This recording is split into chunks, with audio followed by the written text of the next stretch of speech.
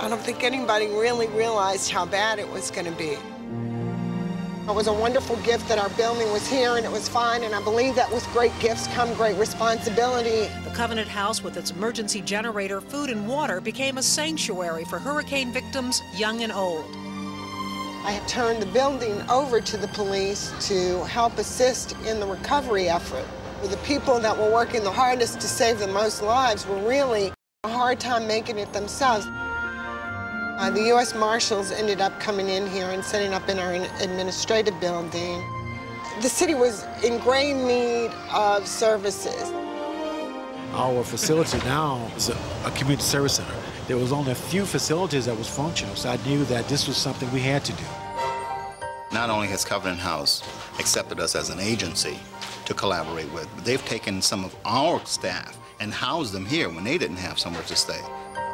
Covenant House wanted to open up the facility to make sure that there was primary care and urgent care services for people in the area. Because of Covenant House's location, because of its reputation in the community, it was just a natural place for people to come to seek help. Lines on a map don't limit the scope of our promise to help all children. In Latin America, the crisis is somewhat different from what we see in the United States. There, it is common to find children as young as 8 or 9 alone on the streets. In Central America and Mexico, it is estimated that there are approximately 80 to 100,000 children that depend on the streets. They live day to day, and they need these services. ¿Qué te pasó?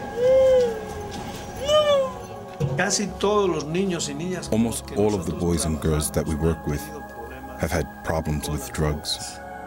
The majority of drugs that are used in our countries are inhalants because they are easier and cheaper to buy. They immediately give children a high. Thousands of girls and boys are exploited sexually in brothels, on the streets, and in massage parlors. A friend of my sister's brought me to Guatemala. They took me to a bar in Guatemala and forced me to be a prostitute. They sold me to the bar and then they left. We have identified places where boys and girls are being exploited. And Covenant House, Guatemala picked me up.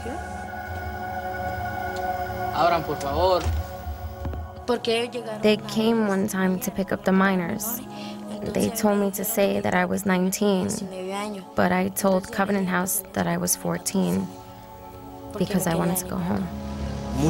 Many of these girls never show up again.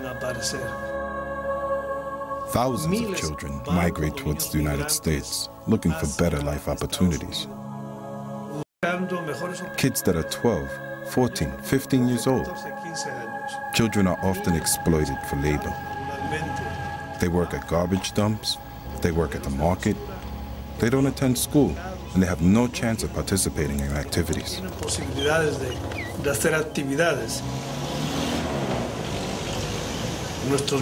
Our children come from terrible places. They come because they really want to leave the streets. Obligation.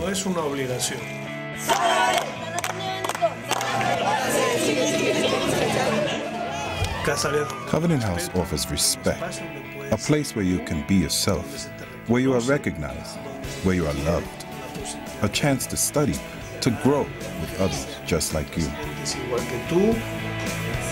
I feel like my self-esteem is higher than before. I can feel the difference. Sometimes they congratulate me because I get good grades, and they tell me that I'm intelligent and to keep forward. I have fun with them. We joke around, we play soccer. I feel loved here. I feel like this is my home. There is always someone to lend us a hand and who will always be there for us. The secret of Covenant House, above all, the most important thing is love. I am moving out into my own apartment now. I did find independent living with Covenant House's help. I'm very confident because of the experience that I have here. Things that seem impossible to do for the kids, become possible because of the strength and commitment of the staff. It's not like they're doing it for the money. They're doing it because they love.